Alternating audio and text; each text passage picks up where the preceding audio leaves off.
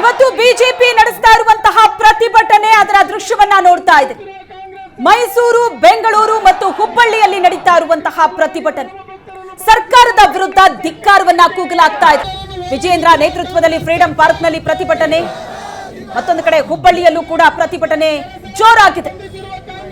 R Ashok ನೇತೃತ್ವದಲ್ಲಿ ಹುಬ್ಬಳ್ಳಿಯಲ್ಲಿ ಪ್ರತಿಭಟನೆ ನಡೆದಿದೆ. ಇನ್ನು ಮೈಸೂರಿನ ಪ್ರತಿಭಟನೆಯ ದೃಶ್ಯವನ್ನ ಕೂಡ ನೀವು ನೋಡ್ತಾ ಇದ್ದೀರಿ. ರಾಜ್ಯ ಕಾಂಗ್ರೆಸ್ ಸರ್ಕಾರದ ಈ ಕ್ರಮವನ್ನ ಬಿಜೆಪಿ ಖಂಡಿಸ್ತಾ ಇದೆ. ಸರ್ಕಾರಕ್ಕೆ ಧಿಕ್ಕಾರವನ್ನ ಕೂಗಲಾಗ್ತಾ ಇದೆ. ರಾಜ್ಯದಾದ್ಯಂತ ಎಲ್ಲ ಜಿಲ್ಲಾ ಕೇಂದ್ರಗಳಲ್ಲೂ ಕೂಡ ಪ್ರತಿಭಟನೆ ನಡೆಸೋದಕ್ಕೆ ಬಿಜೆಪಿ ಕರೆ ಕೊಟ್ಟಿದೆ.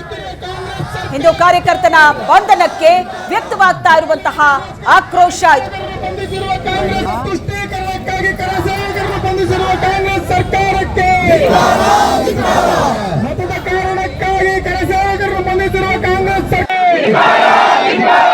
ಓಟಿನ ಸಲುವಾಗಿ ದೇಶಭಕ್ತರನ್ನು ಬಂಧಿಸುತ್ತಿರುವ ಕಾಂಗ್ರೆಸ್ ಸರ್ಕಾರಕ್ಕೆ, ಓಟಿನ ಸಲುವಾಗಿ ರಾಮ ಭಕ್ತರನ್ನು ಬಂಧಿಸುತ್ತಿರುವ ಕಾಂಗ್ರೆಸ್ ಸರ್ಕಾರಕ್ಕೆ.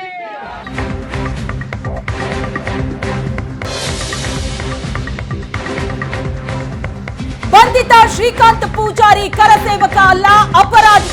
ಶ್ರೀಕಾಂತ್ ವಿರುದ್ಧ 16 ಕೇಸ್ ದಾಖಲಾಗಿರೋ ಇತಿಹಾಸ ಇದೆ. ಬಿಜೆಪಿ ನಾಯಕರಿಗೆ ಗೃಹ ಸಚಿವ ಪರಮೇಶ್ವರ್ ತಿರುಗೇಟನ್ನ ಕೊಟ್ಟಿದ್ದಾರೆ.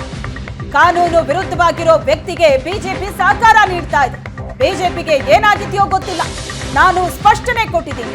ಬಿಜೆಪಿ ಸರ್ಕಾರ ಇದ್ದಾಗಲೇ ಈ ಕೇಸನ್ನ ಖುಲಾಸೆ ಮಾಡಬಹುದಾಗಿತ್ತು. ಈಗ ಬಂಧಿತ ಶ್ರೀಕಾಂತ್ ವಿರುದ್ಧ 16 ಕೇಸ್ ಇರೋದು ಬಯಲಾಗಿದೆ.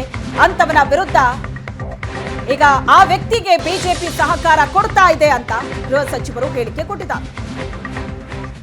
ನೀವು ಪೋಷಕರಾಗಲು ಕಾಯುತ್ತಿದ್ದೀರಾ? ಚಿಂತಿಸದಿರಿ. ಓಯಾಸಿಸ್ ಫರ್ಟಿಲಿಟಿ 90,000 ದಂಪತಿಗಳ ಜೀವನದಲ್ಲಿ ಸಂತೋಷವನ್ನು ತಂದಿದೆ. 7825893601ಗೆ ಕರೆ ಮಾಡಿ. ಅತ್ಯದ್ಭುತ ರಿಯಾಯಿತಿ ಪಡೆಯಿರಿ ಹಾಗೂ ಎಲ್ಲರಿಗೂ ಗುಡ್ ನ್ಯೂಸ್ ಕೊಡಿ.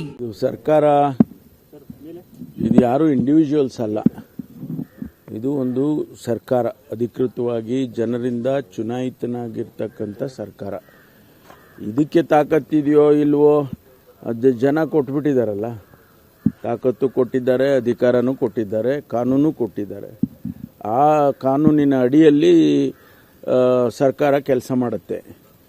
ಅವರು ಕರಸೇವಕ ಅಂತ ಎಲ್ಲೂ ಕೂಡ FIRನಲ್ಲಾಗಲಿ ಅಥವಾ ಬೇರೆ ಯಾವುದೇ ಇದರಲ್ಲಿ ಬಂದಿಲ್ಲ. ಅವರು ಒಬ್ಬ ಅಪರಾಧಿ ಸ್ಥಾನದಲ್ಲಿರ್ತಕ್ಕಂಥವನು. ಸುಮಾರು 16 ಕೇಸಸ್ಸು ಆತನ ಮೇಲೆ ಆಗಿರ್ತಕ್ಕಂಥದ್ದು. ಅದರಲ್ಲಿ ಕೆಲವೆಲ್ಲ ಬಿಡುಗಡೆ ಆಗಿದೆ.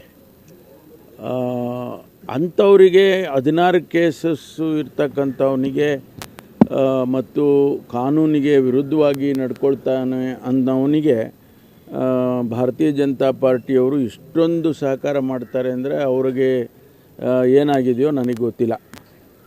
ನಾವು ಅವರು ಹಳೆ ಕೇಸ್ಗಳನ್ನೆಲ್ಲ ನಾನು ನಿನ್ನೆನೂ ಕೂಡ ಕ್ಲಾರಿಫಿಕೇಷನ್ ಕೊಟ್ಟಿದ್ದೇನೆ. ಹಳೆ ಕೇಸ್ಗಳನ್ನೆಲ್ಲ ತೆಗೆಯುವಾಗ ಇವರದ್ದು ಬಂದಿದೆ. ನಿಜ 31 ವರ್ಷ ಯಾಕೆ ಕಾಯ್ತಾ ಇದ್ರು ಹಾಗೆ ಅಂತೇಳಿ, ಅದು ಅವಾಗ ಅವರು ಇದ್ರಲ್ಲ, 4 ವರ್ಷ ಅವರು ಇದ್ದರು, ಹಿಂದೆ ಮನೆ ಯಡಿಯೂರಪ್ಪನವ್ರು ಇದ್ದರು. ಆಗೆಲ್ಲನೂ ತೆಗೆದಾಕ್ಬೋದಾಗಿತ್ತು ಅಥವಾ ಅವ್ರಿಗೆ ಖುಲಾಸೆ ಮಾಡ್ಬೋದಾಗಿತ್ತು. ಅವರು ಏನು ಮಾಡಿಲ್ಲ. ಅದರಿಂದ ಯಾರನ್ನು ಯಾರು ಬ್ಲೇಮ್ ಮಾಡಬೇಕು ಅನ್ನೋದೇ ಈಗ ಪ್ರಶ್ನೆ. ಈಗ ನಾವು ಏನು ಇಡೀ ರಾಜ್ಯದಲ್ಲಿ ಯಾವುದು ಹಳೆ ಕೇಸ್ಗಳಿದೆ ಅದನ್ನೆಲ್ಲ ಇಷ್ಟೊಂದು ವರ್ಷ ಇಟ್ಕೊಳ್ತಿದ್ದೀರಲ್ಲಪ್ಪ, ಇಟ್ಕೋಬೇಡಿ ನೀವು, ಅದನ್ನು ಕಾನೂನು ಪ್ರಕಾರ ಅದನ್ನು ಏನು ಮಾಡಬೇಕು ಕ್ರಮ ಮಾಡಿ ಅಂತ ಹೇಳಿ ಜನರಲ್ ಆಗಿ ಹೇಳಿರ್ತಕ್ಕಂಥದ್ದು. ಅದನ್ನು ಅವರು ಆ ಸಿಟಿಗೆ ಸಂಬಂಧಪಟ್ಟಾಗಿ ಮಾಡಿದ್ದಾರೆ.